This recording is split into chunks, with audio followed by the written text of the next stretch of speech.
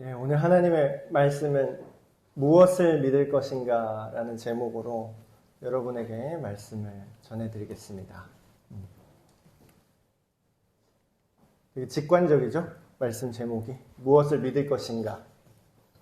교회를 오래 다니신 분이나 교회를 다니는 것이 익숙치 않으신 분이나 우리에게 있어서 믿음이란 거는 생각보다 많이 중요합니다. 믿음. 저희 교회에도 임믿음 형제가 있어요. 이름이 믿음인 귀한 형제가 있는데, 이 세상에 아무것도 안 믿는 사람은 없어요. 모두가 무엇인가를 믿고 있죠. 믿음이라고 얘기를 하면, 특히 이제 교회 안에서 믿음에 대해서 얘기를 하면은 자꾸 신을 믿는다, 어떤 특정한 종교의 교리를 믿는다, 이런 쪽으로 생각을 하기가 쉽습니다. 근데 사실 이 세상에 있는 모든 사람들은요, 뭔가를 다 믿고 있어요. 하다못해 내 주먹을 믿는 것도 믿는 거죠.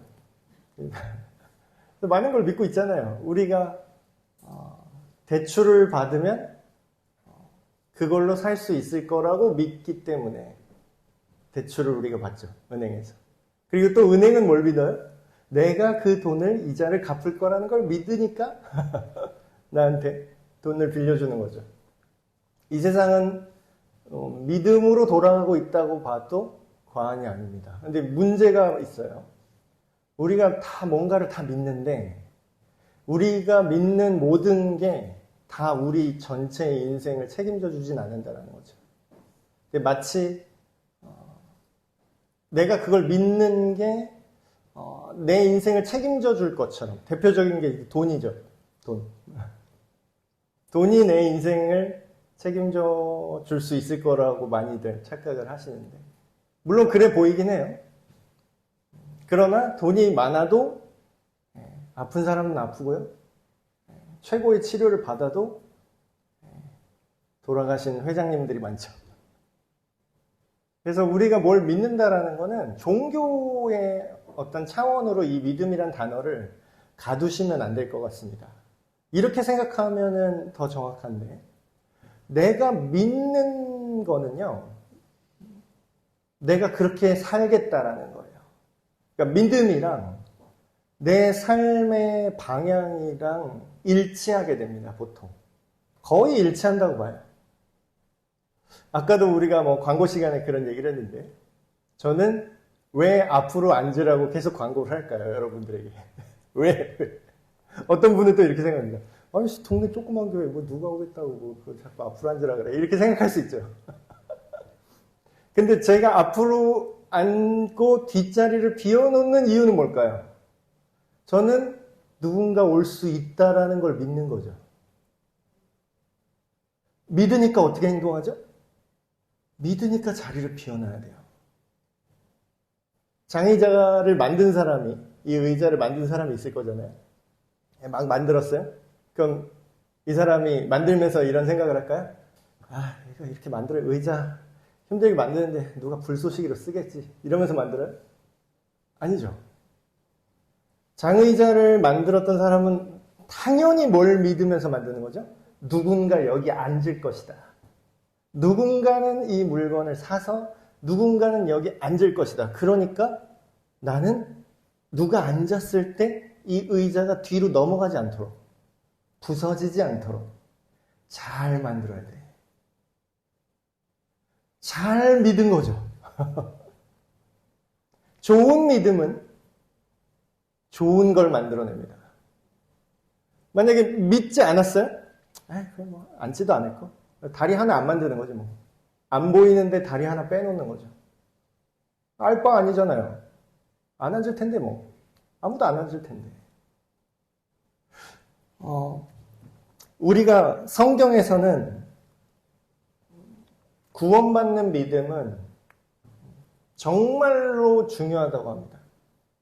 결국은 우리가 말하는 건요, 다 뭔가를 믿는데 누구를 믿을까, 무엇을 믿을까라는 문제예요. 결국 이거는 제가 지금 교회 안에서 기독교적인 얘기를 하는 것뿐만이 아니라 그냥 다 넓은 얘기를 하는 겁니다. 우리가 믿는 대로 행동하게 돼 있어요. 서울대라는 게 있지도 않다라고 생각하는 사람이 서울대에 들어갈 수 없겠죠. 왜냐하면 원서조차 내지 않을 거예요. 그게 있다는 사실조차 모르니까. 믿음이라는 거는 우리에게 정말로 필수적이고 항상 암묵적으로 하고 있습니다. 근데 오늘 성경은 예수님을 믿으라고 얘기해요. 예수님을. 이러니까 벌써 종교적인 느낌이 확 들죠. 아, 예수? 4대 성이? 소크라테스를 믿나? 석가모니를 믿나? 아니면 내 대출금을 믿나? 마이너스 통장을 믿나? 내 직장을 믿는 분 좀 많죠. 직장. 근데 왜 예수를 믿어야 하는가? 오늘 우리가 읽은 성경 말씀을 보시면 구원에 대해서 이렇게 얘기합니다. 그를 믿는 자는 부끄러움을 당하지 않을 거래요. 부끄러움을 당하지 않을 것이다. 여러분, 우리가 살면서 언제 부끄러우세요? 부끄러울 때. 창피하다. 참 비참하고 부끄럽다. 보통 언제 부끄럽냐면요. 사람들이 착각을 하는데 왜 우리가 부끄럽냐면 우리가 떳떳하지 못할 때 부끄럽습니다. 왜 떳떳하지 못하죠? 뭔가 잘못한 게 있을 때 떳떳하지 못해요. 사람들한테 내가 등산을 갔는데 불륜을 신나게 하고 왔습니다. 와! 하고 이렇게 홍보할 사람 있어요? 네? 여기 옥상에 올라가서 외쳐요? 나 외쳐 부르네. 오늘 우리 찬양했잖아요. 나 외쳐 부르네. 나는 이런 거짓말을 했습니다. 나는 이런 공금 횡령을 했습니다. 그때 우리 옛 어른들이 지혜의 말씀을 해주셨죠. 자랑이다, 임마. 반어법이에요. 그 자랑이 아니라는 거예요. 부끄러운 일이라는 거죠. 우리가 부끄러울 때는 뭐 때문에 부끄럽냐면요. 죄 때문에 부끄럽습니다. 죄와 악 때문에. 근데 이제 점점 문제가 생기고 있어요. 이제는 부끄러워하지 않는 것 같아요. 옛날에는 어떻죠? 옛날 젊은이들은 남녀 간의 관계도 남사스러워서 그랬죠. 결혼 관계 안에서 성적인 친밀감을 누리는 거를 정석적으로 생각하던 때가 있었어요. 근데 지금 요새 자유로운 만남 추구라고 자만추라는 단어가 있었어요, 옛날에. 자유롭게, 자연스럽게 만나보고 이제 결혼할지 말지 결정하자. 자만추. 근데 요즘은 그 자만추를 뭐라고 쓰는지 아세요? 그 단어 잘못 쓰면 큰일 납니다. 요즘 청년들은 그 단어를 뭐라고 쓰냐면 일단 자보고 그 다음에 만날지 말지 결정한다. 제가 지금 심히 고민에 빠졌어요. 지금 갑자기 어린이 친구들이 갑자기 눈에 너무 보여요. 부끄러운 거를 이제는 떳떳하게 말합니다. 세상이 미쳐 돌아가고 있죠. 근데 하나님 앞에 부끄러움이 없다는 건 얼마나 당당할 거예요. 내 마음속에 한 점 부끄러움이 없다. 예수님에 대해서 성경에 그런 내용이 나옵니다. 로마서 1장에 그런 내용이 나와요. 내가 이 복음을 부끄러워하지 않는다. 난 부끄럽지 않다, 이 복음이. 왜냐하면 이 복음에는 우리가 하나님을 믿는 믿음, 예수님을 믿는 믿음 안에서 우리가 의롭게 되기 때문이다. 이렇게 얘기해요. 의로워진다. 여러분, 저는 옛날에 사실 창피한 고백이지만 제가 예수님을 믿는다는 거? 교회에 다닌다는 게 살짝 부끄러웠던 적이 있습니다. 살짝 창피했어요. 왜냐하면 소수잖아요. 소수. 그리고 뭔가 이상한 종교쟁이처럼 이상하게 보는 시각들이 있죠. 밖에서는. 그래서 괜히 이유를 알 수 없게 부끄러웠던 적이 있거든요. 근데 여러분 실상은 그 반대인 거 아세요? 여러분 예수님을 믿는다라는 건요. 아까 제가 서론에 말씀드렸듯이 그냥 어떤 종교인이 되는 게 아닙니다. 어떤 한 특정한 종교인이 되는 게 아니라 예수님처럼 생각하고 행동하게 되는 거예요. 가장 선하고 가장 아름답고 가장 지혜롭게 된다는 뜻입니다. 당연하게도 부끄러울 것이 없죠. 하나님의 기준으로 선한 거예요. 하나님의 기준으로 정의로운 거예요. 부끄러울래야 부끄러울 수가 없죠. 오히려 복음을 믿지 않는 사람이 부끄러워하게 될 거라고 오늘 말씀은 얘기하고 있어요. 부끄러울 것 없는 믿음. 여러분, 우리가 구원받는다고 교회에서 많이 얘기를 들으셨을 겁니다. 구원. 죽은 다음에 천국 갈 자신 있으세요? 지금 혹시라도 갑자기 돌아가시면 지금 천국에 갈 자신 있으세요? 뭐 이런 쪽으로 얘기를 하는 것도 있지만, 구원이라는 건요, 죽은 다음에 내세에 좋은 어떤 장소에 가는 그런 종교적인 것만이 아닙니다. 이게 아니라는 뜻은 아니에요. 물론 성경에 그렇게 기록되어 있어요. 그러나 구원이라는 건 뭐냐면요, 죄악으로부터 구원받는 거예요. 여러분, 예수님을 믿으면 구원받는다고 그러잖아요. 아까 우리 막 찬양했잖아요. 예수님의 이름을 부르면 구원받을 것이다. 오늘 읽은 말씀에도 예수님이 누구냐고요? 예수님이 뭐 했냐고요? 예수님을 믿는다고 하는데 예수님이 누군 줄 알고 믿는다라는 거죠. 그분이 우리의 모든 죄를 용서하시고 죄값을 대신 치르시고, 그것뿐만 아니라 앞으로 우리가 죄를 짓지 않을 수 있도록 우리 마음 속에서, 우리 생각 속에서 우리를 이끌어 주신다는 겁니다. 여러분, 구원받는다는 것은 죄를 안 짓게 되는 거예요. 이거 사람들이 착각하는 게 있는데, 예수님 믿으면 죄를 지어도 괜찮다 이렇게 생각하는 분이 있어요. 아니요. 죄를 지어도 괜찮은 게 아니라 죄를 짓지 않게 도와주시는 게 구원입니다. 결국 죄악으로부터 구원이죠. 죄를 짓지 않고 자유롭게 되는 것. 예수님을 믿는다고 할 때 우리가 이렇게 얘기를 합니다. 예수님을 나의 구원자요, 나의 주님으로 믿는다. 여러분, 이 두 개가 근데 비슷한 얘기인데 조금 다릅니다. 어떤 사람은요, 예수님을 믿긴 믿어요. 근데 나의 구원자로만 믿는 분이 있습니다. 이게 무슨 차이냐면, 예수님이 십자가에서 과거에 어느 한때에 예수님이 십자가에서 나를 위해 내 죄를 대신 씻으시기 위해 돌아가신 거를 믿는데요. 고맙대요.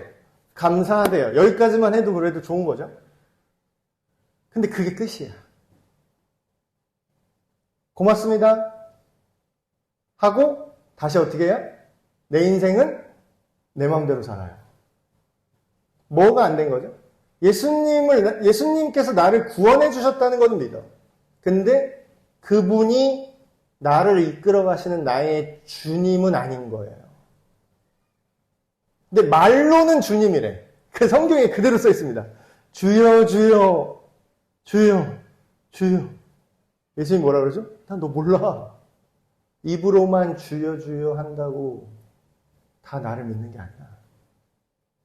근데 그걸 예수님이 어떻게 아셨냐면, 그 사람은 믿는 게 아닌 게 티가 나거든요. 아까 뭐라 그랬죠? 의자를 만들어서 사람이 여기 앉을 거라고 믿는 사람은 의자를 어떻게 만들어요? 사람이 앉을 수 있게 만듭니다. 왜냐고요? 믿으니까. 여기 누가 앉을 거라는 걸 나는 믿어 의심치 않으니까. 앉았을 때를 준비하는 거죠. 앉았을 때 편한 거를 준비하는 거예요. 잘 앉을 수 있도록. 예수님을 믿는다고 하는데 실제로는 믿지 않는 건 뭐죠? 앉을 수 없게 만드는 거예요. 예수님을 믿는다고 말로 하는데 예수님이 이렇게 살라고 하는 그 가르침에는 전혀 관심이 없어요. 전혀 관심이 없어요. 그러니까 자기 나름의 평안, 자기 마음속에 그냥 어떤 죄책감을 내려 그래도 내가 종교는 하나 갖고 있어. 자기 안에 어떤 위안, 편한 어떤 교양, 그런 거는 아무런 상관이 없는 거죠. 성경에 보면 이런 표현이 정말 많이 나옵니다. 나의 구주십니다. 그 뜻이에요. 나의 구원자이자 나의 주인님이십니다. 주인님 하니까 되게 웃기죠? 우리 현대에는 이제 주종 관계가 없기 때문에. 쉽게 말하면 그겁니다. 나의 멘토라고 할까요? 나의 정신적 지주십니다. 당신의 가르침이 나에게 영감을 주는 정도가 아니라 당신의 그런 삶의 방향성이 내 삶의 방향성이에요. 당신이 이끄는 게 당신이 옳다고 하는 가치를 나도 옳다고 여깁니다. 그게 나의 주인이 된 삶이죠. 오늘 말씀에서 이렇게 합니다. 예수님을 마음으로 믿을 때에 우리를 의롭다고 하나님께서 여겨주시고 예수님을 입으로 나의 구원자십니다. 나의 주님이십니다. 라고 우리가 시인할 때 우리가 구원받는다. 이렇게 얘기해요. 어떤 분은 이렇게 얘기합니다. 자, 예수님, 자, 따라해봐. 따라해봐. 아, 왜? 일단 따라해봐. 뭐. 자, 예수님. 왜 아니, 그냥 따라해봐. 내가 10,000원 줄게. 10,000원 받았으니까 따라해야지. 예수님. 자, 당신은 나의 구원자이고 주님이십니다. 뭔 말이야? 그냥 따라해. 당신은 나의 구원자고 주님입니다. 아멘. 아멘. 자, 입으로 시인했어. 너 지금 시인했어. 너 지금 구원 받았어. 오케이. 이 사람이 예수님을 믿고 구원 받은 걸까요? 제가 좀 극단적으로 예시를 들었어요. 성경에 써 있잖아요. 입으로 시인하면 구원 받는다며. 그럼 이 사람은 구원 받을 걸까요, 지금? 구원? 그러니까 이 주술이 아니에요, 여러분. 우리 기독교 신앙은 주술이 아니라고요. 그러니까 주술이면 이렇게 해도 되지. 무당이면. 무당이 하는 건 뭐죠? 어떤 머리와 생각으로, 우리 마음으로 그 귀신이랑 우리가 교류를 시켜요? 아니요. 그냥 되게 도구적인 거예요, 그거는. 자, 부적 하나 써줄게. 기능적인 거예요, 그거는. 부적 하나 써줄게. 굿 한번 할게. 거기서 귀신이 어떤 생각을 갖는지, 귀신이 어떤 인생의 방향성은 뭔지, 귀신이 뭔가 무엇이 선한 것인지, 무엇이 악한 것인지, 삶의 의미는 무엇이 있다는 거 아무런 상관없어요. 그냥 내 문제만 해결해줘. 그러면 악마든 귀신이든 알 바 아니야. 무조건 해결만 하면 돼. 그거잖아요. 주술, 샤머니즘. 그런 건 구원이 아니죠. 사람들은 착각합니다. 자기 문제가 해결되는 게 구원이라고 생각해요. 아니요. 성경은 이 세상의 모든 사람들이 하나님과 단절됨으로써 생기는 그 죄의 문제가 우리의 고통의 원인이라고 얘기하고 그 죄의 문제가 해결되는 걸 구원이라고 얘기합니다. 굿을 아무리 해도 죄의 문제는 해결되지 않아요. 왜냐고요? 그 근원이 하나님과의 관계니까요. 굿을 1,000,000원 1억짜리를 해도 하나님과의 관계는 해결이 되지 않고 오히려 악화됩니다. 입으로 시인만 한다고 구원받는 거예요. 지금 이 말씀이 쓰여진 배경을 제가 말씀드릴게요. 로마서인데 로마 시대죠. 당연하게도. 로마 시대에 예수님을 믿는 사람이 내가 입으로 나는 예수님이 나의 구원자십니다. 예수님이 나의 주님이십니다. 라고 얘기하면 어떻게 되는 시대인지 아세요? 사형이에요. 이 시대는 로마의 황제가 주님이라고 고백하라고 아예 그런 의식이 있습니다. 그러니까 우리식으로 따지면 비슷한 건지는 모르겠는데 예를 들면 이런 거예요. 옛날에 국민의례 이런 거 했잖아요. 우리가. 국기에 대한 맹세 그래서 나는 국가와 국민의 자랑스러운 대한민국 이러면서 이제 약간 나라의 국민으로서 사는 그런 고백들 있죠.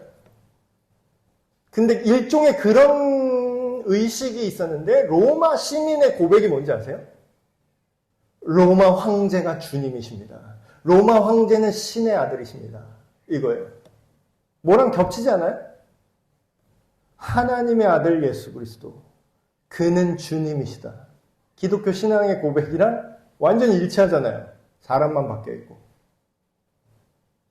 입으로 시인하면 목이 달아나는데 믿지 않는 사람이 입으로 시인할 수 있었을까요? 네, 이런 맥락을 모르니까 이런 얘기가 나오는 거예요. 야, 입으로만 시인하면 구원 받는데. 오늘날 우리 대한민국 어떻습니까? 입으로 시인하는 거 아무런 문제가 안 돼요. 까짓 거 그냥 한번 해주지. 제가 10,000원 드릴 테니까 한 번씩 시인하실 거잖아요. 제가 솔직히 10,000원씩 드리면. 그러니까 한마디 하는 게 뭐 어렵다고. 어린이들 막, 제가 10번도 시인할게요, 목사님. 이럴걸? 10,000원 주면. 여러분, 만약에 그런 식으로 구원을 이룰 수 있다면, 제가 자신 있어요. 전 인류를 지금 당장 지금 당장은 좀 힘들고, 시간만 주어지면, 전 인류를 구원할 자신이 있습니다. 한마디면 되는데, 뭐. 근데 여러분, 구원은 그렇게 맥도날드에서 햄버거 찍어내듯이 팡팡팡팡팡팡 이렇게 인위적으로 만들 수가 없어요. 왜냐고요? 저 고백은 하나님을 아는 그 신뢰의 관계 안에서만 나올 수 있기 때문입니다. 여러분 참 그런 얘기 많이 나오잖아요. 사람 마음이 내 마음대로 안 돼요. 내가 믿고 싶다고 믿어지는 것도 아니고요. 또 내가 이 사람이랑 잘 지내고 싶다고 잘 지내지는 것도 아니고, 그리고 그 반대도 마찬가지입니다. 내가 이 사람 막 미워하고 싶은데 또 막 좋아. 애증의 관계라고 하잖아요. 여러분, 하나님은 그런 주술적인 신이 아니라 우리를 지으시고 우리를 사랑하시고 우리와 관계를 맺기 원하시는 그런 하나님입니다. 너무 감사하지만 이 예수님을 믿는 믿음, 이 관계를 초청하고 있어요. 누구든지 믿으면. 근데 여러분 그거 아세요? 누구나 예수님을 믿을 수 있게 열려 있어요. 근데 결과적으로 아무나 구원받진 않아요. 사람들이 이거를 구분을 잘 못하시더라고요. 아니 누구든지 구원의 길을 열어놨다며. 하나님이 모두를 사랑하신다며. 두 팔 벌려서 다 구원의 길을 열어놓으셨다며. 그러면은 결과적으로 다 구원하시겠지. 하나님이 전지전능하신데. 여러분 믿음이라는 건요 상호관계입니다. 일방향은 믿음이 아니에요. 은행에서 저를 믿고 대출을 해줬어요. 예를 들어서. 그럼 뭐예요? 은행이 일단 나를 믿는 거죠. 뭘 믿는 거예요? 내가 이 대출금과 이자를 갚을 걸 믿는 거예요. 근데 은행만 나를 믿는다고 이게 되나요? 제가 은행을 안 믿으면 어떻게 될까요? 은행을 못 믿으니까 이걸 못 갚겠어 나는. 그럼 이 관계는 유지가 되는 건가요? 이 관계를 믿음이라고 할 수 있을까요? 아니에요. 근데 여러분 우리가 되게 착각하는 게 있어요. 믿음이라는 거를 어떤 사실에 대해서 동의하는 거. 내가 그거 알아요. 나 그거 알아. 이걸 믿음이라고 착각하는 분들이 있어요. 여러분 저도 정우성 누군지 알아요. 정우성 모르시는 분. 정우성 씨. 배우 정우성 씨 모르는 분. 어린 친구들은 모를 수 있겠다. 배우 정우성 씨 저 다 알아요. 누가 몰라. 근데 이건 아는 게 아니죠. 정우성 씨도 저를 알아야 우리가 아는 거지. 제가 지금 전화기 꺼내서 정우성 씨 통화 가능해야 아는 거예요. 여러분 하나님을 믿는다라는 건요. 하나님 혼자 우리 모든 인류를 짝사랑한다고 되는 게 아닙니다. 하나님은 우리에게 믿음의 길을 열어놓으셨어요. 마치 저 의자를 만들었던 비유처럼. 우리가 하나님을 믿을 수 있도록 우리가 하나님께 돌아올 수 있도록 모든 준비를 다 해놓으셨어요. 그걸 믿으신 거죠. 근데 결과는 어떻게 돼요? 우리가 그걸 믿어야 돼요. 하나님만 우리를 믿고 우리가 하나님을 안 믿으면 누구에게 열려있으나 모두에게 열려있으나 모두가 다 그것을 받아들이진 않아요. 구원에 대해서 이렇게 얘기를 합니다. 저는 그런 얘기를 많이 들었어요. 목사님 저는 믿고 싶은데 저는 정말 믿고 싶거든요. 그냥 안 믿어지는 거 어떡합니까? 이래요. 그래서 그럼 믿음에 대해서 이 사람을 어떻게 믿게 할 것인가, 내지는 아니면 다른 사람 떠나서 나 자신이 잘 이렇게 못 믿겠는데, 잘 모르겠는데, 이런 상황들. 근데 여러분, 이 과정은요, 이 신앙이나 바깥에 있는 사상이나 똑같은 거 아세요? 똑같은 거. 믿음이 생기는 그런 알고리즘을 성경에 그대로 써 있는 걸 제가 그냥 읽어드리는 거예요. 구원을 어떻게 받냐? 죄로부터 구원을 어떻게 받냐? 천국을 어떻게 가냐? 다 똑같은 얘기지만. 오늘 성경에 뭐라고 해요? 예수의 이름을 부르는 자가 구원을 받을 것이다. 아까 예수님의 이름을 부른다는 게 무슨 뜻인지 제가 설명드렸죠? 예수님의 이름을 부른다라는 건 예수님을 의지하고 찾는다라는 뜻이죠. 그분에게 부르짖는다는 거죠. 예수님, 모든 문제에 대해서, 모든 사건에 대해서 어떤 것을 판단할 때 예수님 어떻게 생각하셨을까? 예수님께 기준을 두는 거예요. 예수님이 멘토인 거예요. 멘토 이상이죠. 그래야지 구원을 받을 수 있대요. 왜냐하면 예수님 안에 그렇게 선하고 정직하고 의로운 것들이 있기 때문에. 근데 역순으로 얘기합니다. 예수님을 부르려면요, 믿지 못하면 부를 수가 없어요. 믿지 못하면.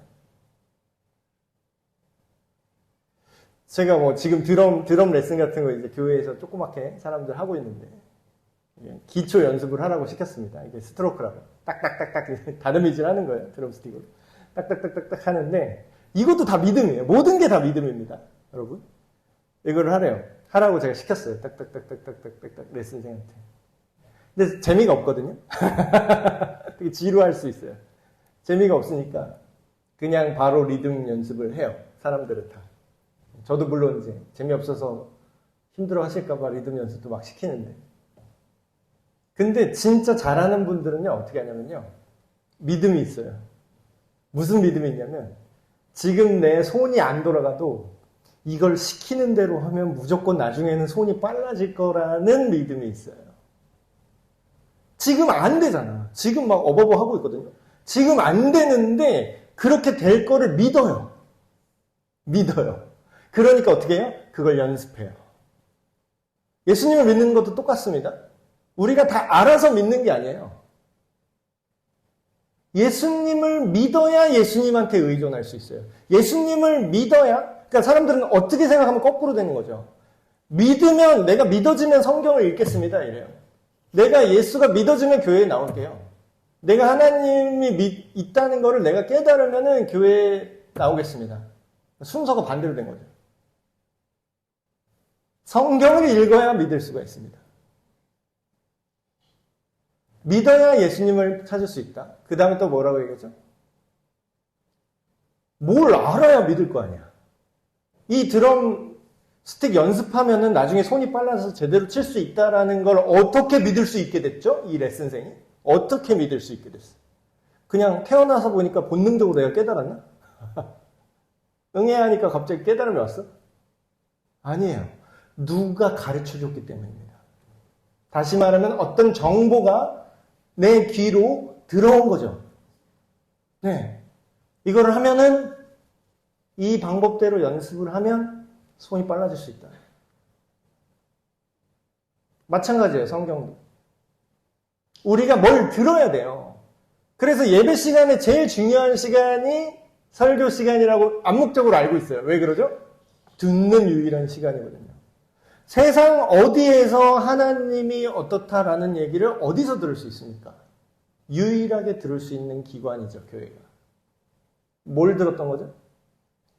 우리가 하나님의 자녀이고 이 세상 만물은 저절로 우연히 생긴 게 아니라 하나님께서 지으셨고 우리가 그 하나님 안에서 선과 악, 무엇이 좋은 것인지, 무엇이 선한 것인지, 무엇인지 올바른 남자의 모습인지, 무엇이 아름다운 여자의 모습인지, 무엇이 아름다운 가정인지, 왜 친구를 때리면 안 되는지, 이런 것들. 그 모든 기준들이 하나님 안에 있죠. 그걸 들었어요? 특별히 우리가 그걸 지키지 못하고 하나님을 떠났다는 것도 들었어요? 그래서 세상이 이 꼴이 됐다는 것도 들었어요?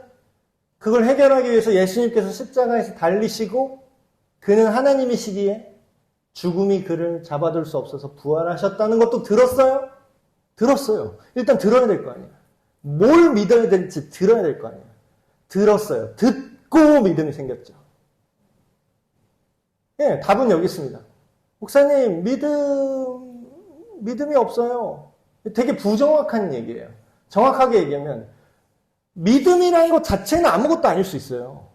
믿음이라는 건 뭔가를 믿는 거니까. 사람들은 막 착각을 합니다. 믿음이 좋아야 돼. 잘 믿어야 돼. 믿음이 세야 돼. 믿음의 양이 커야 돼. 이런 생각을 많이 합니다. 믿음의 양이 커야 된대. 믿음이 많아야 된대요. 아니요. 그거보다 더 중요한 건 뭘 믿을지가 중요한 겁니다. 뭘. 오늘 설교 제목. 무엇을 믿을 것인가. 무엇을. 성경이 전하고 있는 뭘 믿어야 될지를 분명하게 얘기하고 있어요. 하나님과 그 아들 예수 그리스도. 그분의 십자가 사건과 그분의 부활. 그리고 그분이 보내신 성령님께서 우리가 지금 사는 이 세상 속에서 죄와 악을 이기면서 살 수 있게 하신다. 성부와 성자와 성령의 정체성, 그분의 방향성. 그걸 성부와 성자와 성령의 이름이라고 말하죠. 그걸 들어야 되는 거예요. 그걸 들어야 믿음이 생기고요. 믿음이 생겨야 예수님께 의존하고 예수님이 나의 주님이 될 수 있는 거고요. 그게 구원이라는 거예요. 역순으로 계속 가고 있습니다. 들었어요? 어떻게 들어? 어떻게 듣죠? 누군가 전하는 사람이 있어야 들을 수 있어요. 전하는 사람. 복음, 성경을 통해서 우리가 알 수 있죠. 성경 누가 썼죠? 성경이 어떻게 전달됐죠? 성경이 있었어요? 성경 쓴 것도 마찬가지지만. 우리나라에 이 들을 얘기가 어떻게 전달됐죠? 옛날에 선교사님이 성경책 한 권 들고 들어왔다가, 물론 정치적으로 좀 이제 안 좋은 방식이 있어서. 당신은 우리나라를 침략하러 온 외세라고 이제 생각할 수밖에 없는 상황이었기 때문에, 거기서 이상한 책 하나 들고 내리는 이 사람도 같은 편이라고 생각할 수밖에 없죠. 그래서 내리자마자 바로 목을 베버렸대요. 근데 목을 치기 직전에 그 선교사님이 이 책 받으라고 알 수 없는 검은 책을 줬다고 합니다. 그래서 그 선교사님의 목을 현장에서 친 그 사람이, 그 당시 우리나라 책이 귀할 때고 종이가 귀할 때니까 이게 너무 책이 질이 너무 좋은 거예요. 조선 기준으로 봤을 때. 그래서 이게 종이가 너무 좋으니까 벽에다가 도배를 했습니다. 이 종이로. 본인 집에 가서 도배를 한 거예요. 이게 실화입니다. 한국 교회 역사예요. 벽에 도배를 했어요. 근데 이게 한자어로 쓰여져 있던 성경이었대요. 그래서 그 벽에 도배를 다 했는데, 이쪽으로 고개를 들여도 하나님 말씀, 이쪽으로 고개를 들여도 막 복음이 적혀 있었던 거죠. 거기에 이 얘기가 적혀 있었던 거예요. 그래서 그 사람이 1호 신자가 됩니다. 뭐예요? 전했어요. 되게 이상한 방식으로 전해졌어요. 사실 우리가 전했다고 볼 수도 없는 거죠. 되게 전했다라는, 저기 앉아보세요. 저기 예수님 얘기 제가 해드릴게요. 하고 막 이게 얘기를 해야 전하는 거잖아요. 근데 이것도 아니었어요. 되게 엉뚱하게 전달됐어요. 그 사람들이 들을 준비가 안 돼 있잖아요. 근데 들을 준비가 안 돼 있어도 그 상황으로 어떻게 했어요? 전하는 사람이 있었어요. 성경 한 권 받아라. 참 아이러니하죠. 전하는 자가 있기 때문에 우리가 듣는다. 그럼 전하는 자는 저절로 생기냐고요? 아니요. 누가 보낸 사람이 있어야 돼요. 보내야 돼. 누가 보냈죠? 사람들은 이렇게 얘기합니다. 야, 신이 있으면 내 앞에 나타나 보라고 해. 신이 있으면 내 앞에 나타나면 내가 믿을게. 일단 첫 번째, 이 자체가 되게 교만한 말이죠. 건방진 말인 게. 하다못해 정우성 배우도 내가 정우성 씨 내 앞에 오라 그러면 그분이 와요. 되게 건방진 얘기죠. 하물며 신이라 하면 내가 부른다고 올 존재가 아니죠. 근데 우리 하나님은 다른 방식으로 우리에게 찾아오십니다. 내가 보낼게. 알았어. 내가 말해줄게. 선지자들을 보냅니다. 하나님의 메시지를 보냅니다. 편지를 보냅니다. 사람을 보냅니다. 성경에 그 얘기 그대로 써 있어요. 계속 하나님이 보내신다고요. 사람들한테. 자기를 전하려고 계속 보내세요. 근데 계속 보내는데 선지자를 막 잡아 죽이는 거야. 근데 나중에는 뭐까지 보내냐? 내 아들까지 보내겠다. 사실 하나님의 아들은 신의 아들은 신이죠. 하나님의 아들 직접 보낸 거예요. 근데 직접 보내는데 그 아들마저 죽이는 인성보소. 그게 우리 인간의 수준입니다.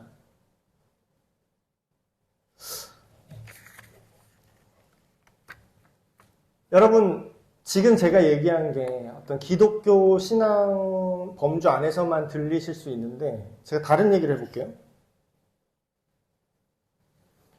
여러분, 이 얘기가 믿기 힘들잖아요. 지금 제가 얘기한 복음이라는 이야기가. 왜냐하면 이제 상식적이진 않으니까, 일반적이진 않으니까. 근데 여러분, 일반적이지 않은데 그냥 믿는 것들 되게 많아요. 그 우리가 잘 못 느끼더라고. 근데 잘 믿고 있어요. 예를 들면 대표적인 그런 거죠. 죽은 다음에는 끝이다. 죽으면 끝이지. 제가 농담으로 이제 속으로 그런 생각을 합니다. 저분은 죽어 보셨나 봐요. 죽었다가 다시 살아나서 내가 죽어봤는데 죽으면 아무것도 없더라라고 얘기하시는 건가? 우리는 알고 있죠. 아무도 죽어본 사람이 없다라는 거예요. 근데 대다수는 그걸 확실히 믿고 있어요. 확신하잖아. 그냥 믿는 게 되게 많다니까요. 누가 TV에 나왔어. 옛날 시대는 그랬습니다. TV에 나오면요, 다 진짜인 줄 알았어요. 옛날에는 막 무슨 얘기를 하잖아요? 그러면 그게 진짜인지 아는 방법이 그랬어요. 뉴스에 나왔어. 뉴스에 나오면 진짜인 줄 알았어요, 그때는. 지금은 우리가 좀 이제 똑똑해서 알죠. 뉴스도 회사마다 똑같은 사건을 자기가 하고 싶은 대로 말하죠. 신문 기사도 어때요? 똑같은 사건을 이쪽은 이렇게 말하고 이쪽은 이렇게 말합니다. 근데 어때요? 그거 확인 안 해요, 사람들. 그거 확인 안 한다니까요. 그냥 믿어, 자기가. 자기가 믿고 싶은 걸 그냥 믿어요. 확인 안 하고.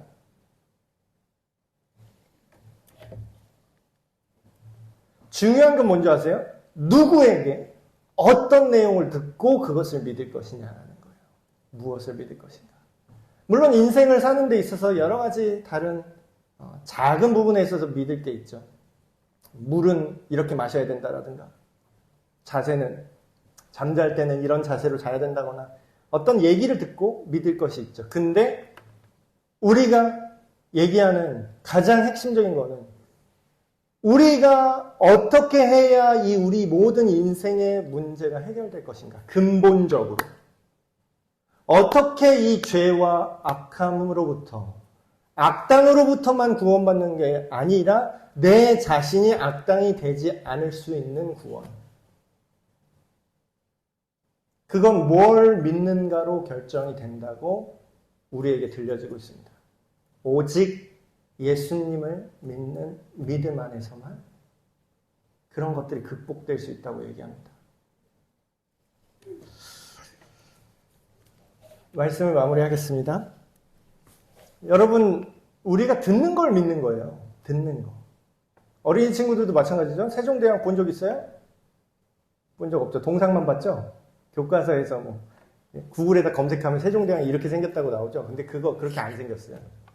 네, 그거 아니에요. 제가 확실할 수 있어요. 그거 아니에요. 세종대왕 그렇게 안 생겼습니다. 100% 확률로. 그냥 비슷하게 생긴 거를 추정하는 거죠. 초상화 남아있는 것도. 그 당시 화가들이 왕의 얼굴을 비슷하게 그리려고 했겠지만 정말 사진처럼 똑같겠어요, 그게? 네. 근데 우리가 그걸 믿죠. 보고 들었기 때문에. 요즘 학생들이나 어린이 친구들은 그 얘기합니다. 옛날에 뉴스에 나와서 믿었는데 요즘은 그거 얘기해요. 학교에서 배웠어요. 학교에서 배우면 다 진실인 줄 알아. 여러분 그거 아세요? 교과서도 똑같은 사건인데 내용이 다른 거 아세요? 어떤 교과서에서는 남자와 여자는 내가 하고 싶은 대로 결정하면 돼. 그것이 좋은 거야. 내일부터 치마 입고 다녀도 돼. 이렇게 가르치는 교과서가 있어요. 나는 남자지만 치마를 입어도 돼. 이렇게 가르치는 교과서가 있고, 다른 교과서에서는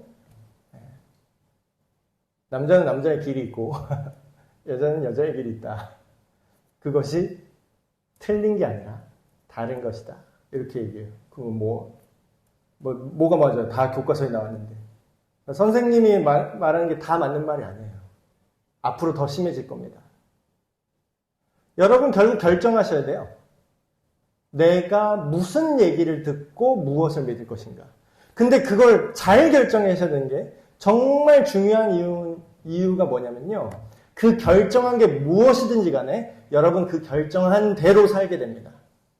여러분이 믿는 대로 지금 여러분의 모습이 생길 거예요. 여러분의 미래는 여러분이 믿는 것이 만들 겁니다. 앞으로 누군가가 여기에 새로운 사람들이 들어와서 복음을 듣게 될 것이다. 누군가가 하나님의 말씀을 듣고 여기 교회에서 함께 예배하게 될 것이라고 믿는 사람은요, 그걸 준비해요. 그리고 그렇게 되게끔 노력해요. 그리고 그 날이 와요. 내가 믿는 대로 그대로 돼요. 근데 엉뚱한 걸 믿는 사람은 자기가 생각하는 게 다 정의라고 생각해요. 신은 없고 인간은 우연히 태어난 존재고 그냥 알아서 살다가 적당히 즐기면서 죽는 거야. 죽으면 아무것도 없어. 그러면 그 믿는 대로 죽기 직전까지 최대한의 쾌락을 느끼면서 법에 걸리지 않는 한도 내에서 최대한 나쁜 짓을 하다가 살게 됩니다. 그렇게 죽는 거죠. 자기가 그렇게 믿는 거예요. 믿는 대로 사는 거죠. 여러분 무엇을 믿으실 겁니까? 믿지 못하겠는 하나님이 오늘 뭐라고 얘기하셨습니까? 말씀을 통해서 누구든지 예수를 믿는 자는 부끄러움이 없을 것이다. 이 세상을 사는 동안에도 부끄러움이 없고 죽어서 영원하신 하나님을 만나 뵐 때에도 부끄러움이 없고 기쁨과 감사가 넘칠 것이다. 여러분 예수님을 믿고 부끄러움이 없는 영원한 삶을 지금부터 살아가시는 우리가 되시길 주님의 이름으로 축복합니다.